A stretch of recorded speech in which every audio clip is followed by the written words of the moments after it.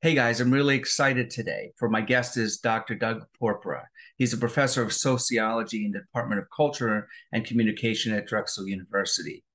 Dr. Porpora's books include How Holocausts Happen, the United States and Central America, Landscapes of the Soul, The Loss of Moral Meaning in American Life, Post-Ethical Society, The War in Iraq, Abu Ghraib, and the Moral Failure of the Secular, and Reconstructing Sociology, the Critical Realist Approach. No short of deep thinking there. Dr. Porpora's ultimate concerns are with people's larger meaning and values and how these intersect with politics and matters of social justice. I was Professor Porpora's student at Drexel University in the mid-90s, and he's had a profound impact on the way that I think. With all this hatred and violence on the rise in the US and wars in the Ukraine and in the Middle East, I've been worried about society and why it is after millennia we humans can't seem to transform out of our barbaric nature into one that leads us toward acceptance, unity, and love. It leads me to wonder if religion is the cause of these continuous wars, and if it's our egos that form the separation and allow us to dismiss truth and instead embrace lies for personal power grabs. Well, my discussion with Dr. Porpora looks at all of these things and more, focus on the Middle East. Why do these things keep happening? And I'm sure you're going to enjoy it as much as I did. Actually, we had a lot of fun in the conversation, but more than that, I learned quite a bit, and I hope you do too. Welcome to the Transformations Podcast. Here, guests and I will share our transformative experiences, and we'll explore how to find excellence in life. Professor Douglas Porpora, thank you so much for coming on the Transformations Podcast today. I really appreciate you making time. Mark, it's great to see you. It's my pleasure. Thank you. 34 years ago, you had an article in the Journal of the Theory for Social Behavior called Four Concepts of Social Structure. And this will tie into part of your sociology, new thoughts on sociology. And the four patterns, I just want to read them and make a comment. One is patterns of aggregate behavior that are stable over time. Okay. It seems like these behaviors, I'll go through the list and let you comment. My assumption is that these behaviors aren't stable these days, quite stable, or maybe they've never been that stable because of so much violence and, harmful rhetoric. Law-like regularities that govern the behavior of social facts. Well, in an age of alternative facts, is this still a relevant thing, or is that an outlier of some kind, that those behaviors? System of human relationships, number three, among social positions, and collective rules and resources that structure behavior. And it seems like during the Maga movement and the start of making America great again, that those rules were thrown out, and a whole swath of the country decided to go in the opposite direction. Well, I was trying to, I only favored the third that you mentioned. But you see, I have to take your class again. That's actually one of my more cited articles. Okay. Let's not get involved in the technicalities and just talk about more of the main points you were trying to say about society today. Well, there are some things that are stable. You asked me to meet with you. I show up. I mean, okay. So we have certain stabilities. Social life could not go on if we didn't have a great deal of stability. So there's, I see. You had hunters and gatherers. The women gathered, the men hunted. I mean, that went on for hundreds of thousands of years.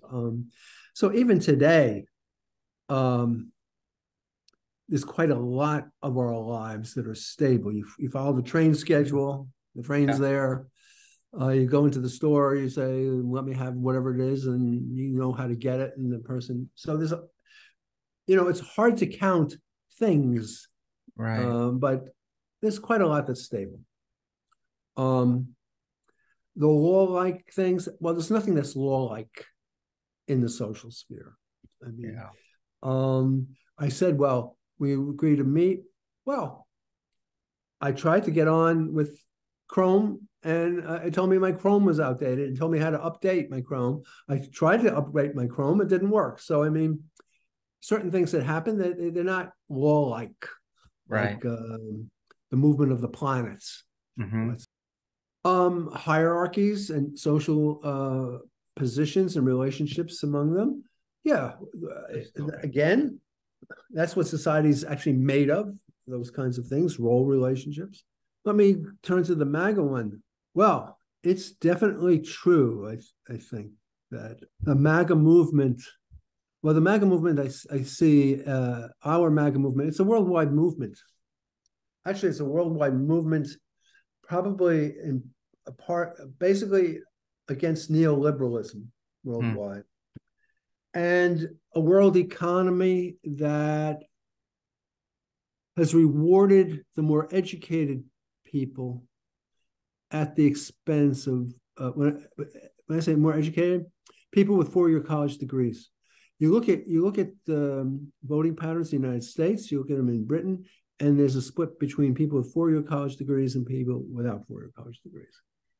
That also coincides with age, and it coincides with town and country, urban versus rural. So there's this movement. The MAGA movement we experience in this country is part of a larger movement against what I would call knowledge workers, people whose primary method of working is some kind of non-ordinary knowledge that you have to kind of learn, specialize. And where it's taken us, it's where it's taken a number of places, is it's an opposition to democracy. So it's an opposition to, so you mentioned my paper on truth. Well, people today don't even know what truth is. I mean, we say, well, what is truth? What does it mean for something to be true? People would have a hard time answering. And then there's two questions: is what is truth, and how do you know what's true? Right. And right now, what you see is an opposition. Let's just take this country, but it's not just this country, to elite forms of knowledge production. Journalists, writers, physicians, scientists, intelligence analysts, diplomats. All these people have specialized knowledge, and there's an opposition to this. We don't believe what you're telling us about COVID. We don't believe what you're telling us about the climate. We don't believe what you're telling us about whatever, about Putin. We don't believe it. We have our own ways. So it's a roundabout way of saying, yeah, the MAGA movement certainly has thrown out the rules that have obtained in the United States. Well, I don't want to say at the beginning. The United States, I mean, we had a civil war after all. It's thrown out the rules that we've been with for at least from the mid-20th century on. The rules have changed. And we have a situation now where the Republican Party, for whatever reason, we could talk about, realizes it can't win, and it can't win if all the voters vote. So part of what it does is try to suppress the vote and overturn elections where they got, and not accept the results of the vote. So, yeah, things where the United States and the world as a whole is in turmoil. So there's a lot of stability left even there, but there's very many major things that are unstable right now. Mm-hmm. So when you have multiple Ivy League educated senators and congressmen on the right who are in the knowledge class, and they know what they're saying is not correct, then we're looking at self-preservation, I think, for them and their party, which then gets to a piece that we're going to move into, which is your hypotheses about morality, a belief in God, and indifference. You've written about those things quite a bit. this moral relativism of it's okay to have wars and kill people for my God, but not for your God, is it's just hard for me to wrap my head around. So I had gone back a few weeks ago to reread your book, How Holocausts Happen. And would you allow, I usually don't read something, but I'd like to read one paragraph, if I may. Yeah, sure. Yeah, okay. Of course. This is on page 69, the year of my birth, by the way. Thank you. Well, I don't know what's on that page. Yeah. You don't know what's on paragraph 2 of page 69? No, I don't. It says, the eminent theologian, Paul Tillich, defined religion as ultimate concern. Okay. We are religious, in other words, about that which concerns us ultimately. And as Tillich put it, the object of ultimate concerns demands total allegiance and promises total fulfillment. According to this definition, many nominally secular commitments may assume the character of religious devotion. For many within Germany during Hitler's reign, the nation became the object of ultimate concern. The essence of nation worship is the elevation of the nation, its power and glory beyond any other standard of human conduct. When that happens, we as a people no longer judge the conduct of our nation by a standard above what leads to national power and glory. Then we have truly succumbed to nation worship. Then the nation replaces God as the object of ultimate concern.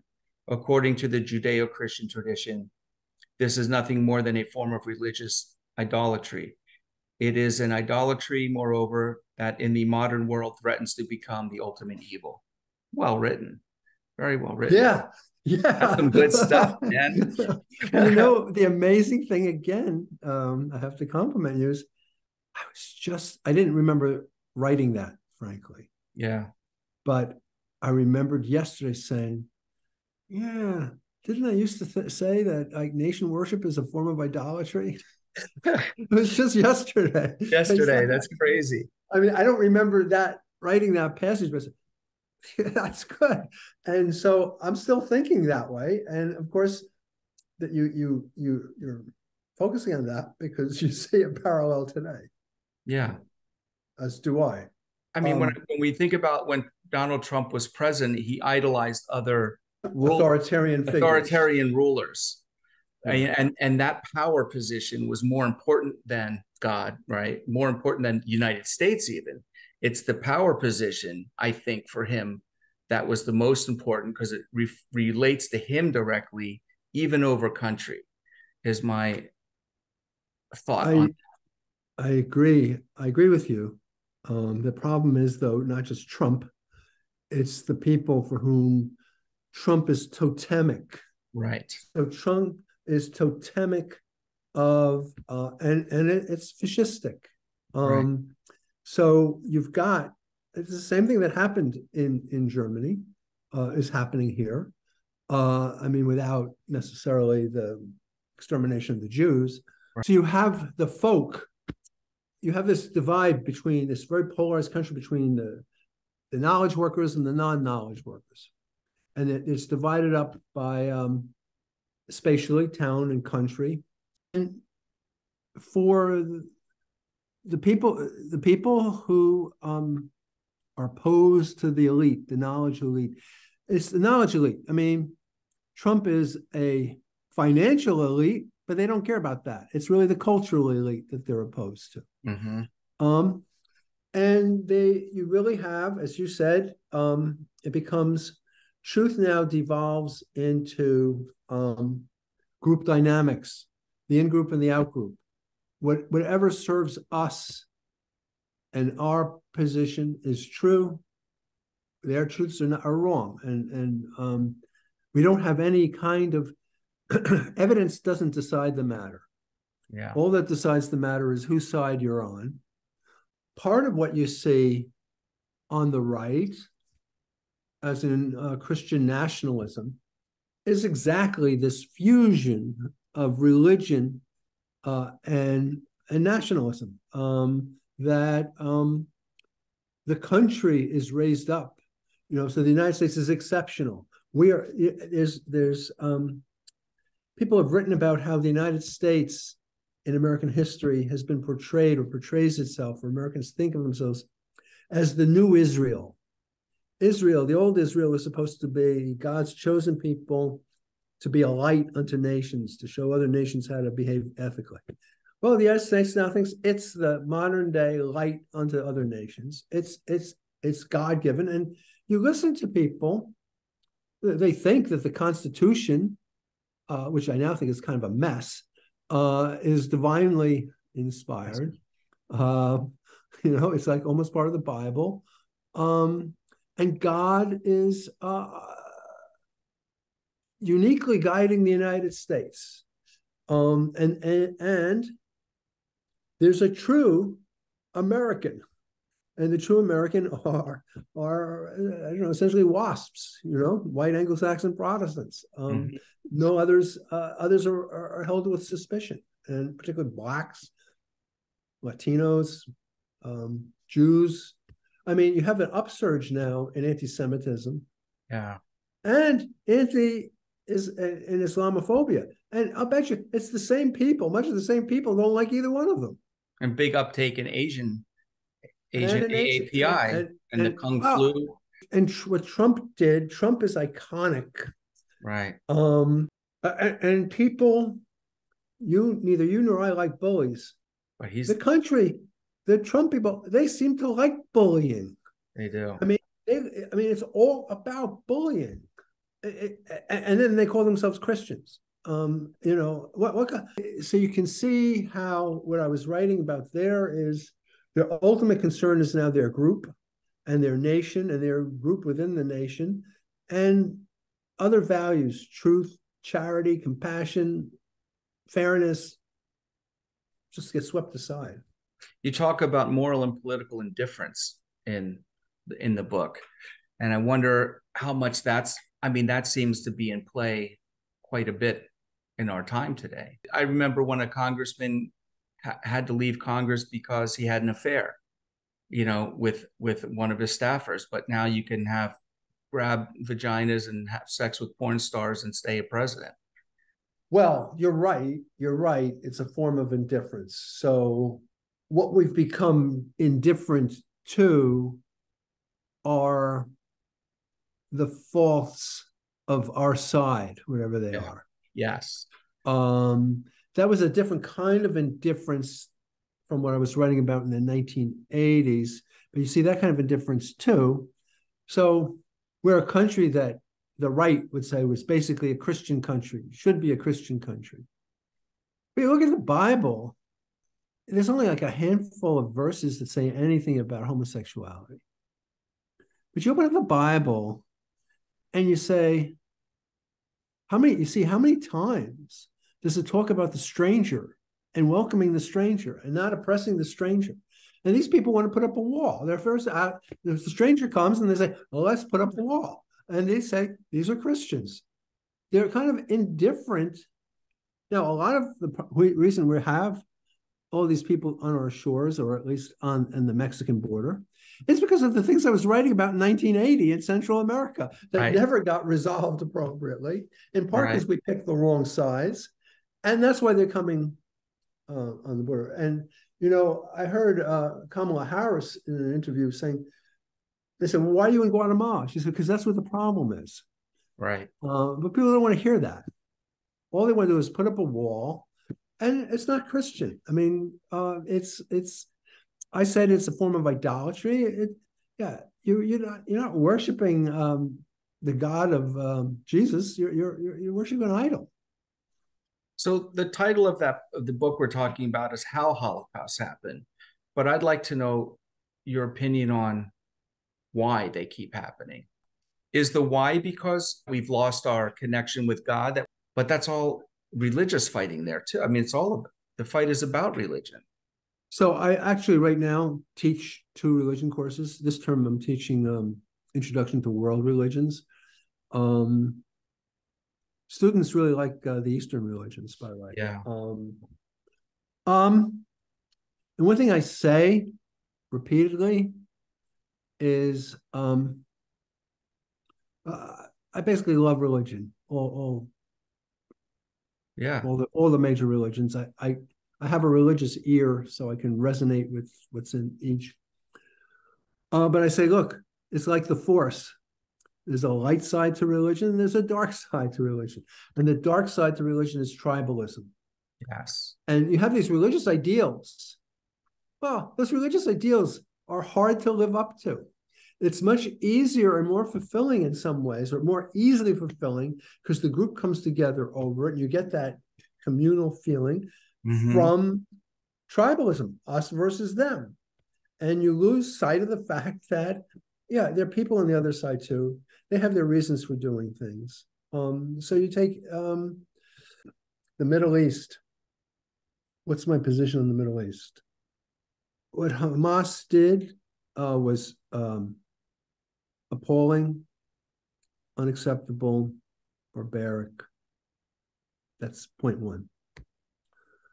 Point two, the Palestinian issue has been allowed to languish due to Israel, due to the United States, due to the UN, due to Arab countries, due to some extent the Palestinians themselves, for 70 years. For 70 years. So that's point two. Point three, Hamas violated, if it's a war, the rules of war in many ways that are unacceptable. They deliberately targeted civilians. I don't believe Israel is deliberately targeting civilians. So their offense doesn't come up to that. But as I say to my wife, okay, like 1,500 people were killed in Israel.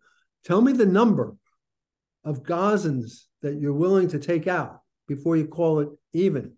Right. What's the value of a Gazan life versus an Israeli life? I think that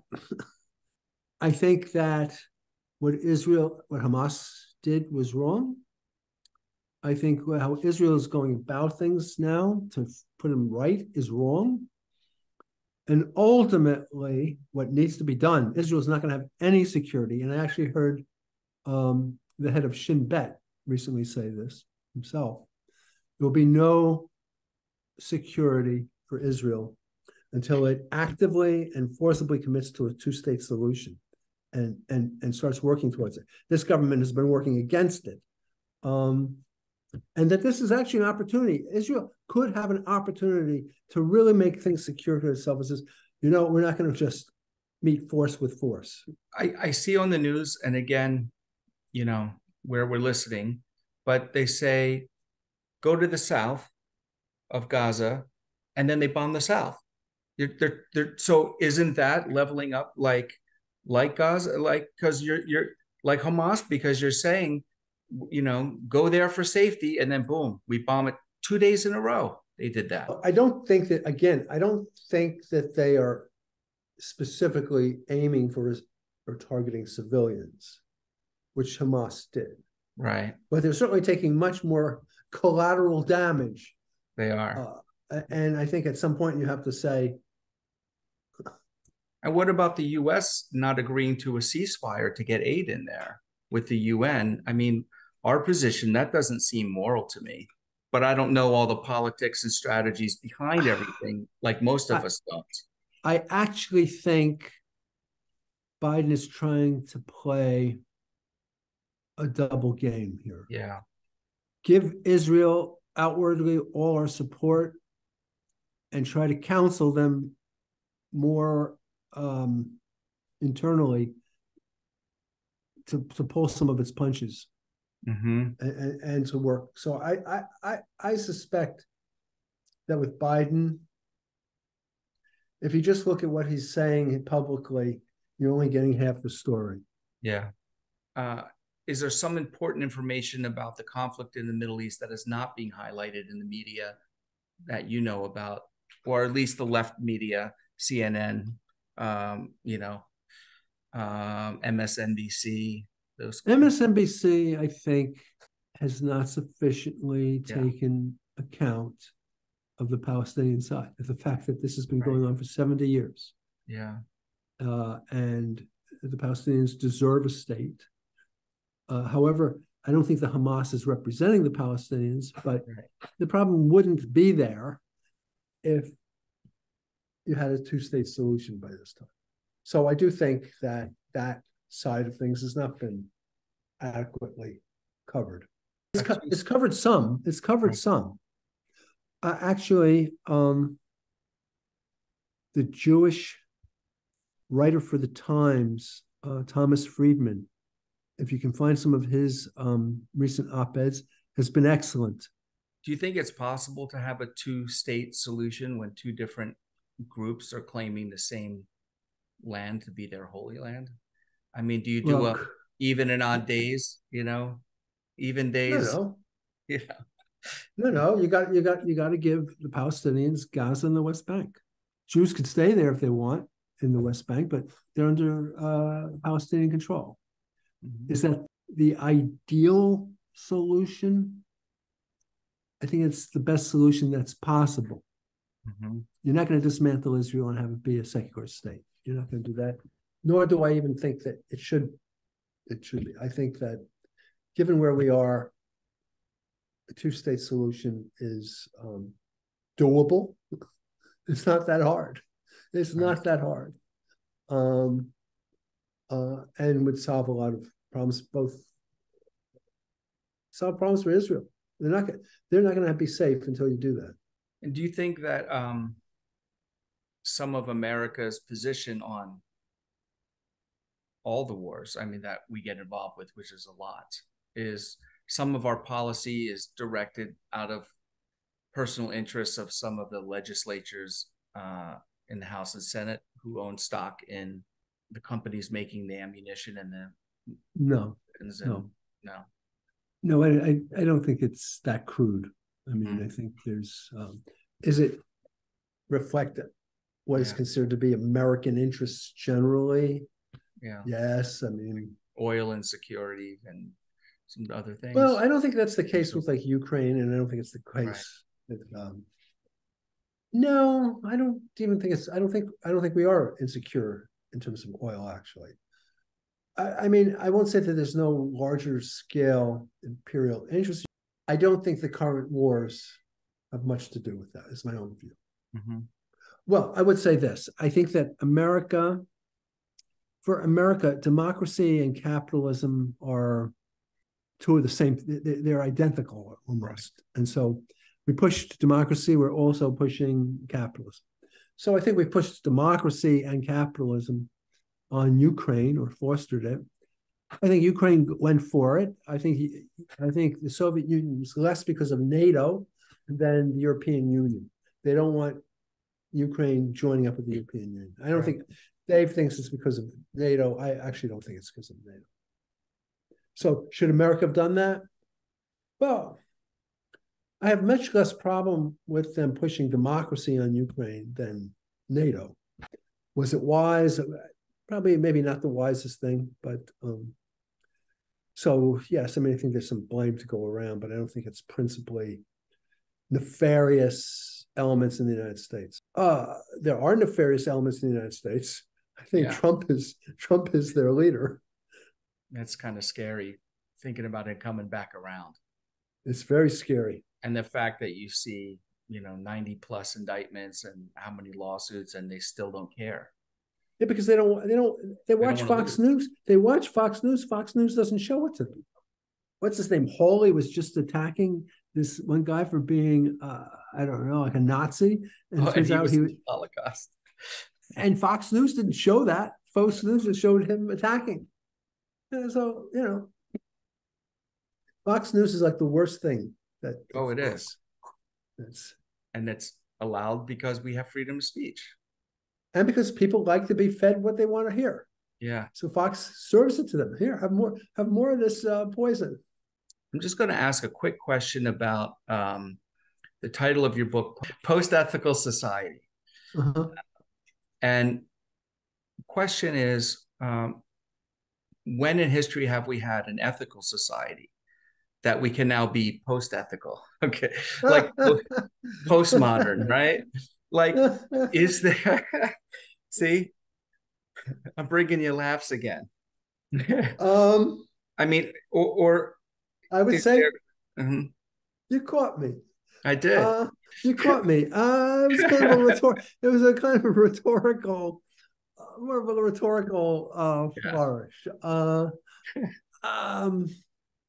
What I really meant is, I mean, no time did we have a society that was completely ethical, or So I think the argument in the book, if I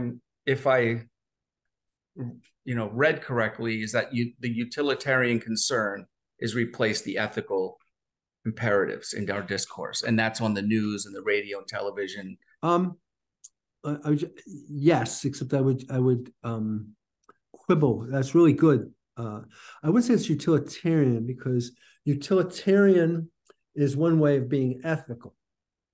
I would say it's instrumental or prudential concerns with our interest have replaced.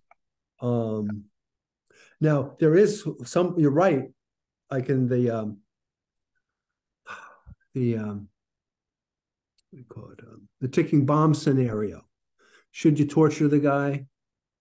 You have a terrorist. Should you torture him to find out where the bomb is? And there you have a utilitarian argument, like the lives of 20,000 outweigh the lives of one terrorist, versus a more deontic or Kantian imperative. You don't commit. You don't torture anybody. So you're right there, but it's more of a prudential argument. That my argument there was, we don't think about morality we don't think about war in terms of morality at all. We think that moral questions are down on the ground. Political questions about whether we go to war are up there, and up there is no morality. The morality is down here for like, did you say please when you asked for your cup of coffee? Did you thank the wait staff afterwards? Did you leave a good enough tip? But war, torture, equality, inequality, racism, non-racism, concern for women's bodies, all those things, we don't think of those as moral questions. And so there's a moral detachment. And then I was looking at the news coverage in the secular press when we went to war and about Abu Ghraib. And even though there were moral questions, they transformed into non-moral questions. So instead of saying is torture right or wrong, they say, well, this is going to make us look bad, or this is a propaganda coup for the other side, or, if we do it to them, they'll do it to us. These are all prudential concerns.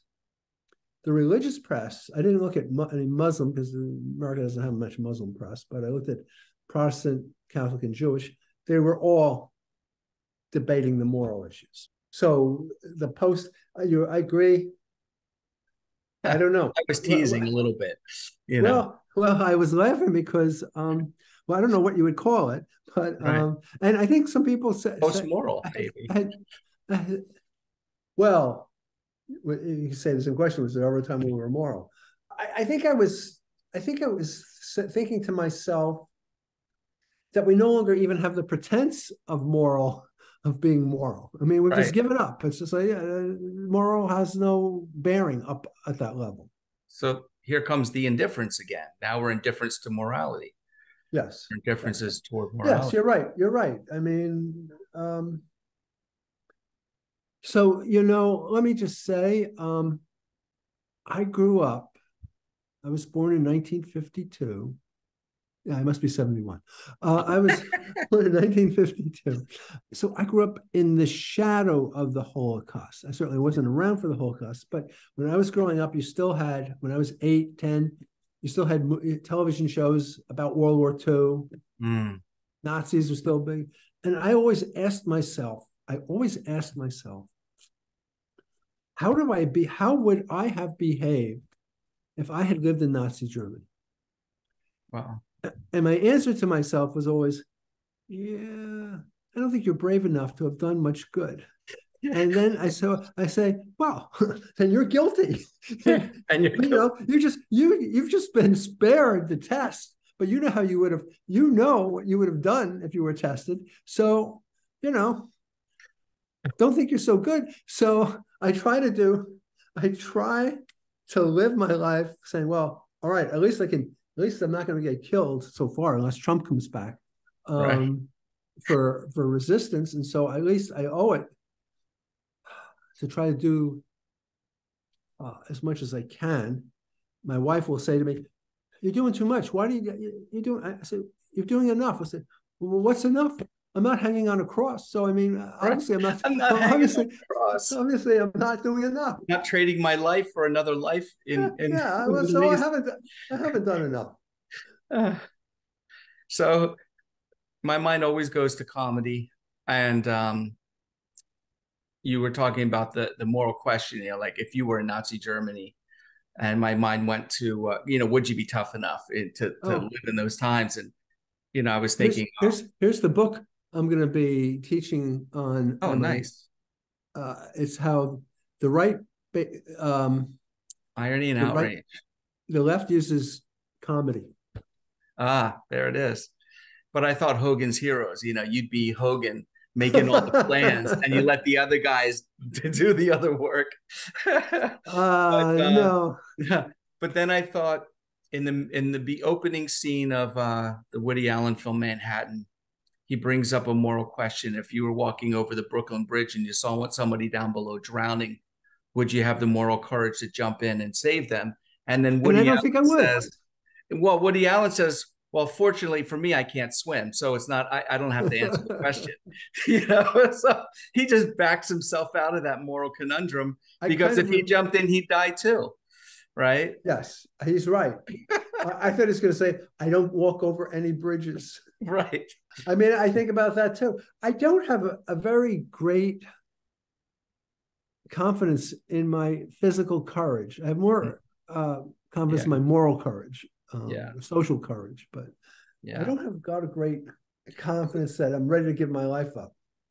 I remember when I was in your classes at Drexel in the mid-90s, and I always enjoyed our conversations. And I asked you one time, why do you believe in God?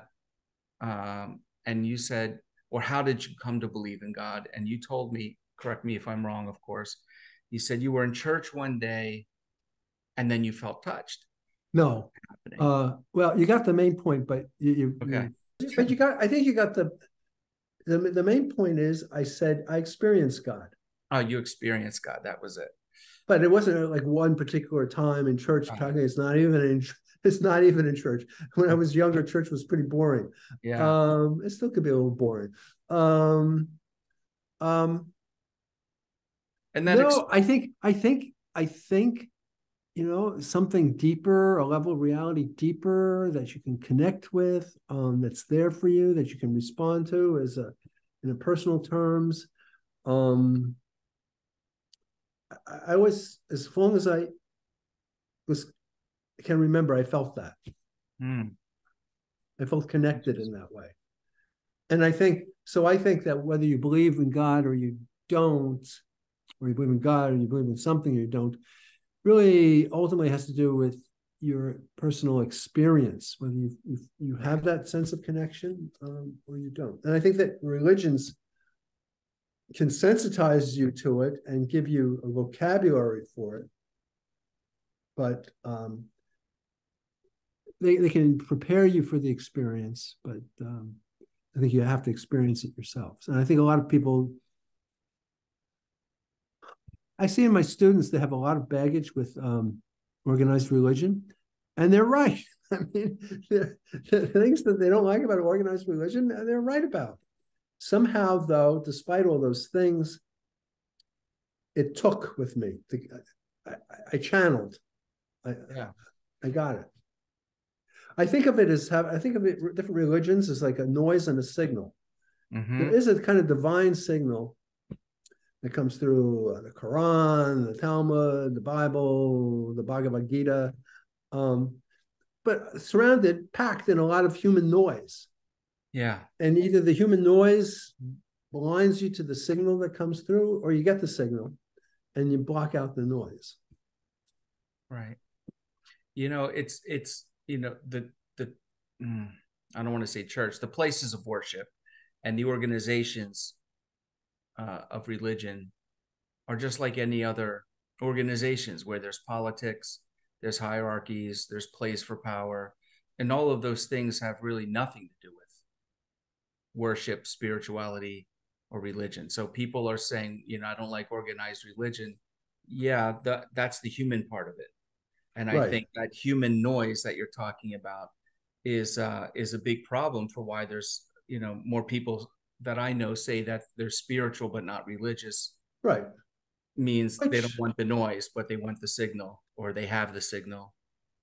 And and some the people just only, block it out completely. right. Yeah.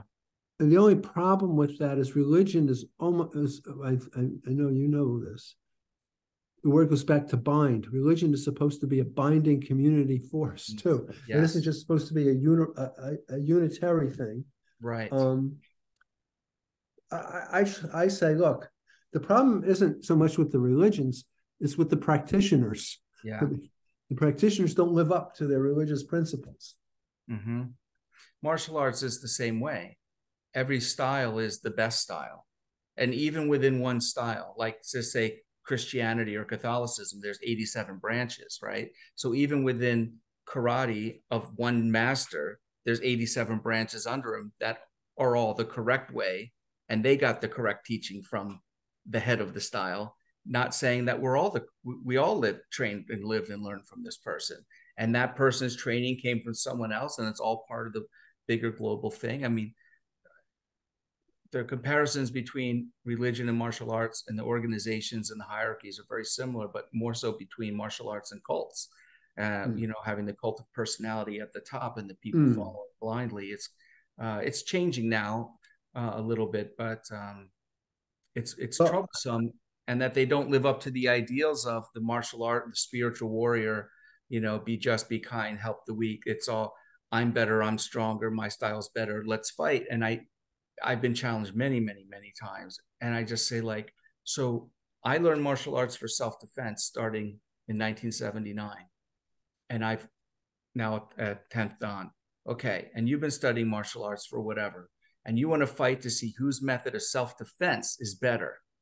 Like, that's like, oh, your method of self-defense is better than mine. I better learn that in case you attack me, but you just challenge me. You see what I'm saying? Yeah. Whose methods of self-protection and for me, it's, self-development, spirituality comes through, the divine comes in, all of these things through the practice, if you take that other noise out. I remember, I keep with me what you taught me. First of all, angles of attack, forms of movement. There you go. Now I call them modes of engagement. Modes of engagement. Oh, yeah. Okay. I actually have a better sense of it now that I've been doing it more. But you're much more dialectical way than the other styles that I had been taught. I was tease Kutzig and say, why was teaching us like you would say things like, you don't punch to the knee, why would you kick to the head? Yeah, right. It was very so 2 classes ago, my lesson was on, I had to do a reading on and a lesson on Star Wars and the Jedi. And I was saying, yeah, they're really modeled after the Shaolin monks. And the Force, and we talked yin yang. Yeah, that's right. And I told him all that and Taoism and flow and they loved it. They said, "Oh my God, I didn't realize there was so much depth into that." And then the Joseph Campbell angles. Yeah, absolutely. Yeah. So and I had 2 students in my class, both women, who are secondary black belts, and they both said, yes, this is all that one said, I grew up without much religion, but my martial arts was very spiritual for me. Yes, indeed. So I want to move into your book, Landscapes of the Soul. Okay. The loss of moral meaning in American life. I mean, you did a great amount of research for that book. You went out to all kinds of religious organizations and peoples and faith, and I mean, a crazy amount. And you made a comment that 9 out of 10 Americans unhesitantly answer yes, that they believe in God. That's Is that still really true. true? So do you It's still think that true. they really believe in God, or that they're just afraid that you're going to look down and judge them for not taking it? I keep hearing that 50% of Jewish Americans don't believe in God, and that they're Jewish by religion, but I mean by culture, but not by faith. And I know that probably most of the people in my spheres, well, they're mostly Buddhists and Taoists or agnostics. I guess I need to hang out with more Catholics, and I was raised No, Episcopalian. Uh, and I didn't believe in God for a long time, but mainly it was rebelling against my mother for taking me to church and Sunday school. That's what, you know. And I thought a lot of the stories were hokey, and how come there's so much violence in Deuteronomy, and you can do all this bad, you can do all this bad shit to people and hate the gays, right? And hate the women, and all this kind of stuff. And it just, as a teenager, it didn't sit. I you don't have the method of understanding for the right reasons. For the right reasons, right? But later in life, man, I feel like I've been touched by something. When I sit in the Taoist temple or Buddhist temple, when I meditate, which I do several times a day, it's just like my body opens up, and there's something more there than not there. And some people who I've interview and talk to, and that I'm friends with, have had near-death experiences, out-of-body experiences. I have a lot to say about yes. what you've said. The thing about the Jews really made me smile for reason. So first thing you have to keep in mind is we live in bubbles. I don't encounter many Republicans in my daily life. There's a couple, but not many. They're out there. I'm just not running into them. So you're living in a very specialized bubble, and you're living in a very specialized bubble. If most of your encounters are with people from Eastern thought, right. That's a very specialized bubble. Yeah. So yes, I suspect that you are correct that roughly 50% of Jews don't believe in God. Keep in mind that Jews are 2% of the American population. So you say, okay, that's 1%. That still leaves a whole lot. 99% more. 99% more. Yeah. I at one time, there's a favorite story my wife and I have. I told her, I said, yeah, most Jews you encounter aren't going to believe in God. She said, that's ridiculous. I said, I don't think this is ridiculous. It's check it out. So she goes to work. One of her coworkers is what Jews would call very frum, meaning very observant, wears a yarmulke, keeps kosher. And she says, do you believe in God? He says, no. And he says, do you? She says, yes. And she says, well, if you don't believe in God, why are you doing all this? And for Jews, it's an orthopraxic religion more than an orthodoxic religion. It matters less what you believe than what you do. Okay. And if you follow God's laws, it doesn't matter that there is no God. You follow that law because that's what you do. Jews are, in particular, are less focused. First of all, Jews are not trying to get into heaven. They don't. That's not what they're about. I mean, Christians, particularly the evangelicals, say, "Well, they're trying to use works to get into heaven." They're not trying to get into heaven at all. They're not waiting for a savior. I mean, most of them. A lot of Christians. One thing I learned from being married into a Jewish family is the idea most Christians have of Judaism dates from the 1st century. So that's where we left them. And we don't realize, the religion's evolved quite a bit since the 1st century. That's not where it is today. People, you're right that there's what we call, I don't know, the error where we're not picking up that people are just giving us the socially acceptable answer. I think it's much less of a socially acceptable answer today than it was, although in different communities that may be different. I suspect that it's still a high number of people believe in God or something, a power, a force, something. most people today do not go to church regularly.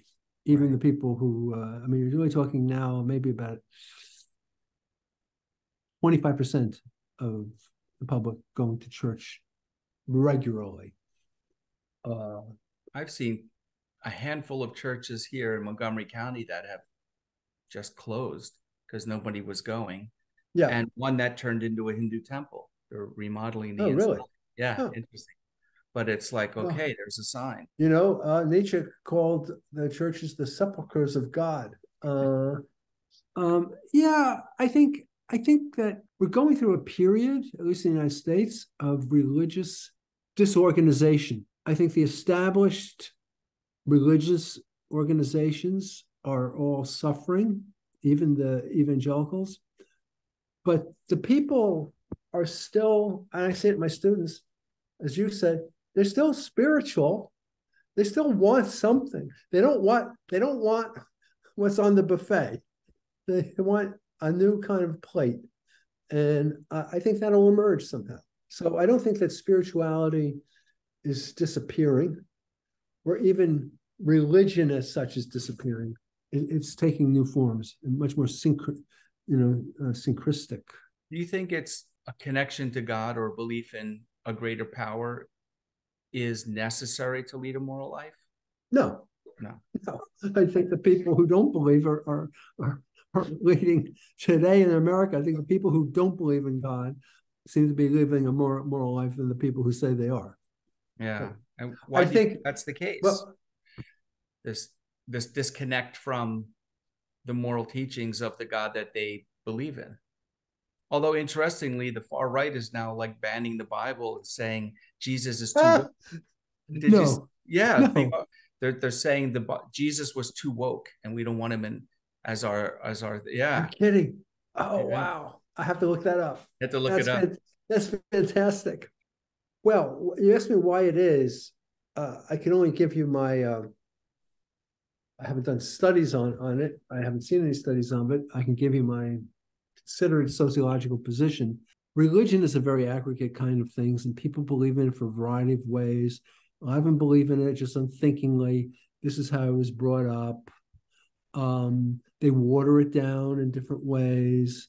They're not really, some of them, they don't even get some people who are religious aren't even spiritual. They, in the sense that they haven't felt the touch that you talk about. They haven't felt it. It's just an outward kind of a garment that they wear. So a lot of them, they're not called to anything. They just follow the rules, tell me the rules, and leave me alone and let me live my life. It's not, religion to them isn't the most important thing in their life. It's something to do while you pursue the important things. It's like, you have your plate, you have your meat, that's your life, and the string beans on the side, that's the religion. You got to eat them, but right. So I think a lot of people who leave because they're morally repelled by religion. So they at least have caught the moral aspect of it. Right. And that's the higher thing. That's the irony too. Yeah. Yeah. Do you think that there is a human destiny we're meant to fulfill? I do. You probably want to know what. Yeah. I think, coming from a Christian point of view, in Christian vocabulary, I would say we're meant to build the kingdom of God on earth. Mm-hmm. Now you could say that if you're talking the Kutzik, it's communism. Right. Communism, equality, or if I'm going to be Hegelian, we're meant to reflect God's face back at him. Mm-hmm. Create a society that reflects God's place. So our destiny is a collective one. I think when I look at the universe, how meticulously it's made, and that the universe has a history. It's old. It's not just it's old. Yeah. Carl Sagan, the old Carl Sagan would say, it's 15. If you collapse the universe into 1 year, we would have appeared, 3 minutes before midnight or 3 seconds before midnight. Right. And he said that's how insignificant we are. But no, the universe, we couldn't have existed any time prior to that. That's how significant we are. That there's all this prep work that had to go in. I don't think we're here. I don't think our existence is an accident. I think we're meant to do something, and I think we're meant to do something together with whoever else is out there. What is critical realism? I know that in your book, Reconstructing Sociology, see, I'm circling back to that because I wanted to touch on that. And how is that approach so opposed to or counter to the commonly held sociological theory? Well, there's two ways to go with that. So one way is, let's talk about the realism. So unlike the positivists, we don't just think, well, you look and you see. Unlike the postmodernists, we don't say, well, who's to say? We all interpret things differently. There's no truth. Mm-hmm. We're in the middle. I say, yeah, it's more complicated than you look, you see. You got to look, you see, and recognize that other people see things differently, and we can argue about it. And some arguments are going to be stronger than other arguments, and that's your best guess on the truth. It's fallible. You know, you think you got the truth. You say this guy's guilty. The jury says the guy's guilty. That's our best guess. 10 years later, you find the DNA evidence. You say, oops.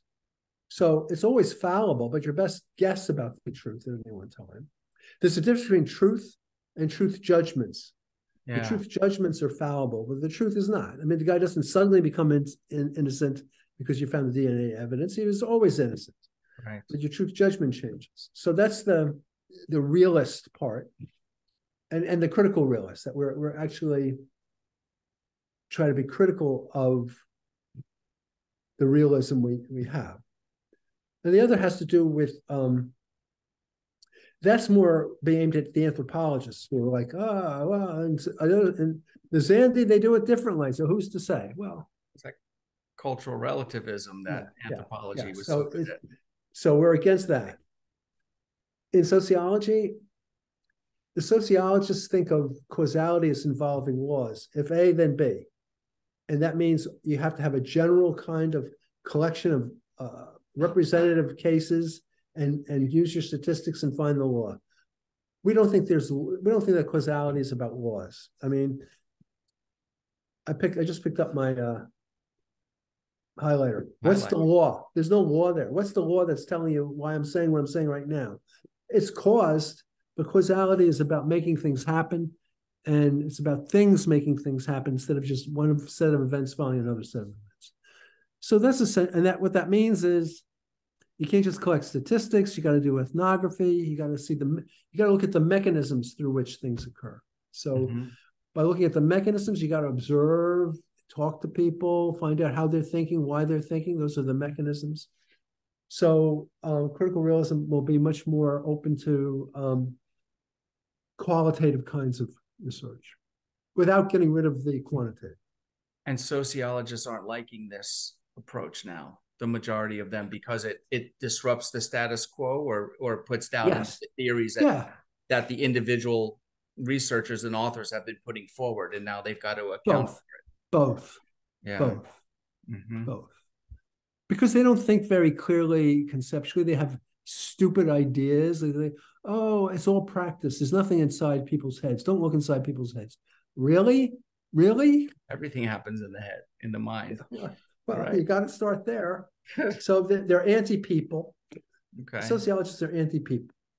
They're actually folk ways of explaining things. And critical realism is kind of a philosophical defense of common sense. So let me ask you this, and this may sound funny, but you're Italian, right? Yeah. On my father's side. On your father's side.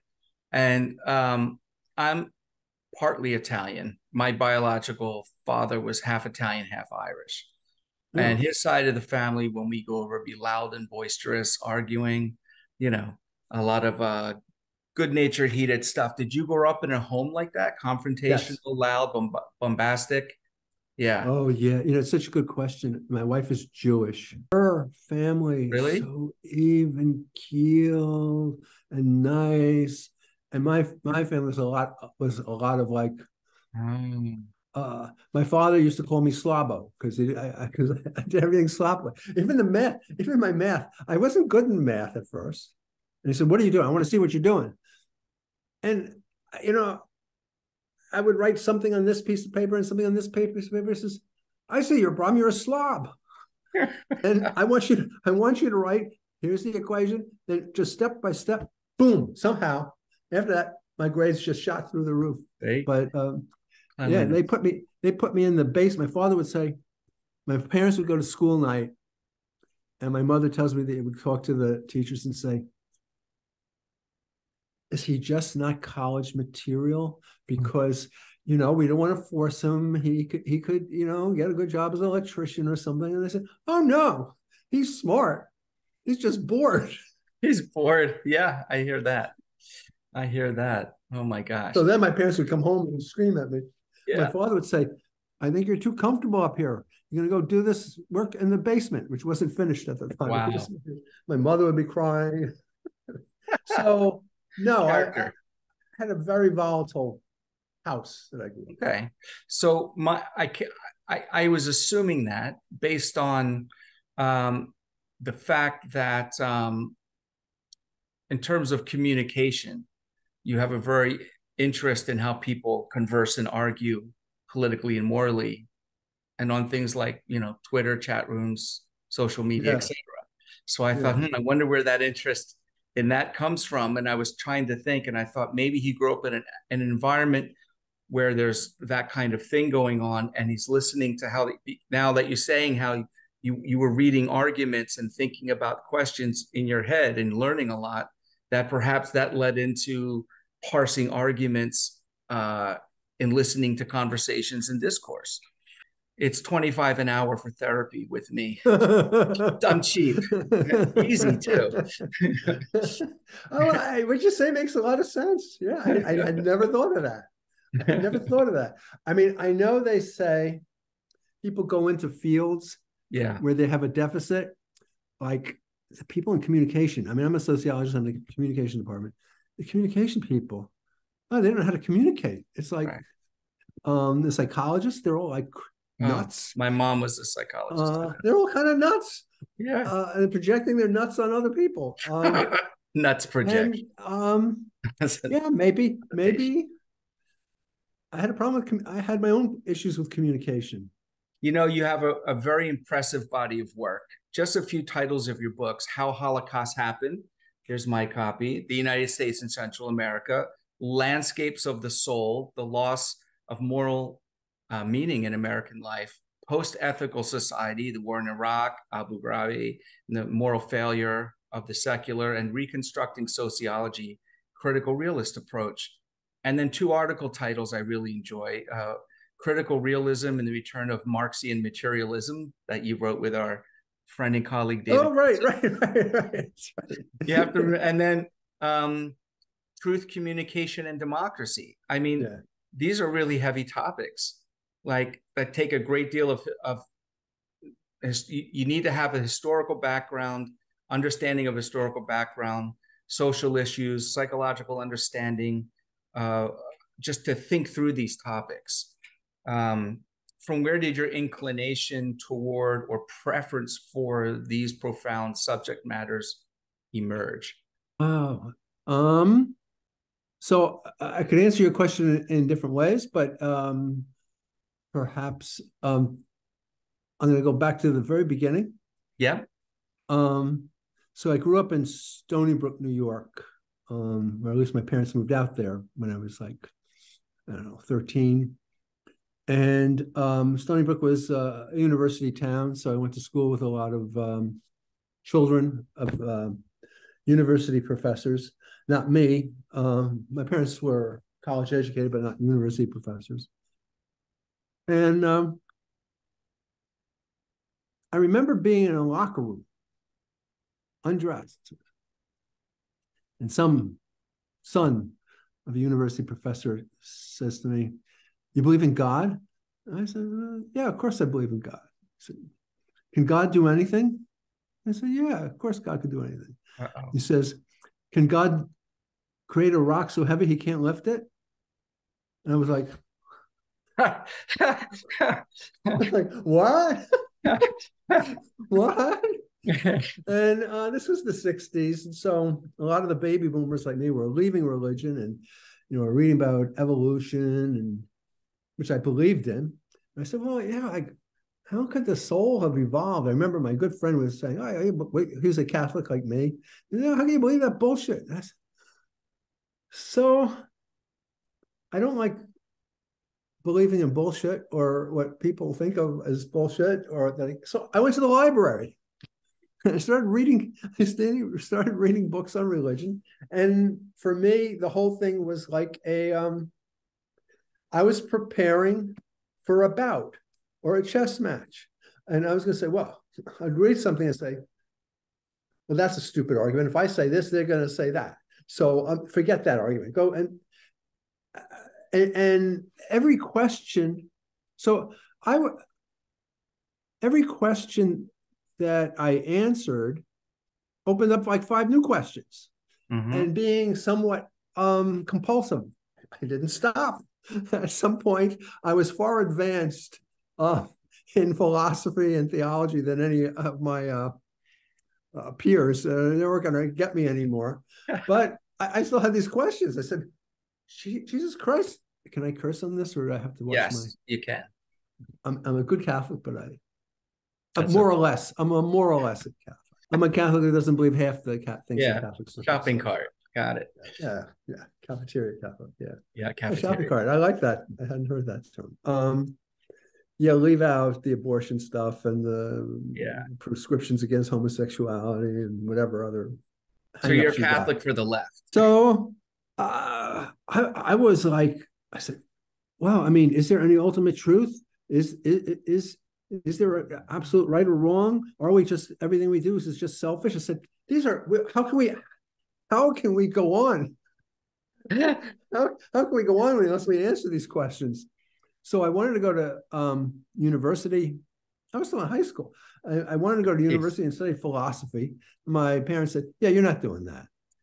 So they sent me, they had me go in math, abstract math. I was good in math. They said, you're good in math. Now, I'm not good with numbers. I still have a hard time making change, but abstract math, symbols and equations and proofs, I'm really good at. Well, that's all philosophy anyway, or vice versa. It's good training. The Greeks said, you need like 15 years of math before you do philosophy. Well, I had about 4 years of math, at which point I said, enough of this. I don't really care about this stuff. And then I said, wow, maybe I should be a professor. I didn't like capitalism. I didn't want to really work for the man. I tried to get government jobs. I couldn't get government jobs at the time. So I went to graduate school, and I said, well, philosophy is too much of a risk. I had one class in sociology, and a friend of mine was a double major in math and sociology, and he went on to graduate school in sociology. And I said, I had one course in sociology, which I thought was stupid, but I said, well, maybe these guys need me there, and I can use philosophy, I can use math. And it was true and not true at the same time. So I did manage. Well, things have heated up, so they're very different today. But at the time, I got a job at Drexel. Drexel didn't really care what journals I published in, as long as they were good and I published. Now, people say, like you're in management, you can only publish in management journals. You can only publish, I would have been sunk. I was able to publish like across the board and so even in sociology, I didn't realize at the time that sociology is very empiricist. They're not very good with conceptual questions. The sociologists, actually different disciplines, sociologists are very reflective, but concrete. Whereas physicists and philosophers are reflective and abstract. Yes. I'm more of a philosopher. So I would have these, I would look at theoretical perspectives in sociology and say, well, what are you assuming? I mean, and then I look at what their assumptions were, and I say, these assumptions are untenable. I mean, you have this idea of causality that doesn't make any sense. these questions were not very much appreciated by American sociologists. So you mentioned one of my later books, Reconstructing Sociology. It's a critique of American sociology. And the American sociologists have paid me the compliment of not reading my book. It just said, yeah, no, it gets more readers outside the United States and outside of sociology, actually, right? Yeah. Because sociological methods are catching on in fields like education, and actually overseas, you're going to find your Marxists located in management programs. It's really quite funny. Because of the way my mind works, being oriented towards larger basic questions, I'm generally a generalist, and so can apply the general principles to a lot of different issues. I also became more politically active. And so, yeah, actually, I'll say one other thing, which isn't, you didn't ask. So being Catholic, guilt is a great motivator for me. So, yes, I said, well, we're supporting this war. I'm part of this country. I'm guilty. I got to do something. So I started to become much more knowledgeable about all the bad things the United States was doing. That's a terrific answer. And it leads into actually to the next question I have or statement I have. But before that, I want to say the way I think about what you just said was in a funny, non-funny way, is I started diving deep into philosophy and all of these things as a means of intellectual self-defense against my detractors. It's like kind of bullying of such, not physical, but that's right. Intellectual. That's right. Yeah. So interestingly enough, well, you could tell from my story that I was kind of a nerd. No. And I got picked on a lot. Yeah.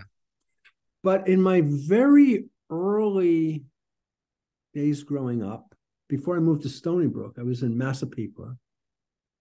And we used to play, among the things we used to play was King of the Hill. Mm-hmm. And somewhere along there, I learned a judo move. Cool. It was, I think it's actually called a sotogari, where you grab the person, you put your leg behind them, and you fling them. I became excellent at this. And so I could, when I got picked on, I had this idea of being a tough nerd. Yeah. And so that's why I also continued to be interested in martial arts, because I thought, I hate bullies. Mm-hmm. And I think you should know how to, you should refrain from violence, not because you don't know how to do it or because you're scared, but because just out of principle. So that means you got to be able to do it before you can. Right. And of course, I think I told you, I'm still like, now I'm 72. 72. Wow. Am I 70? I think I'm 72. No, maybe I'm 71. I don't remember. I'm so old now, I can't even remember how old. That's right. Or I can't be older than that. And I'm boxing. Oh my goodness. That's crazy. Yeah. That's crazy. So here's the title of your documentary about your life. Douglas Porpora, scholar, flinger, and mensch. Yeah. Oh, okay. Well, flinger. Such a good word. I could fling. You could fling. I could fling in two ways. I could fling someone still up. I was flinging right on top of you and knock all the air out of you. So do you have some grand words of wisdom that we can conclude this interesting and insightful conversation with? Hope for the future, perhaps? If you're a teacher, as you are, you always have students that value what you have to say and will be a great joy to you. Indeed.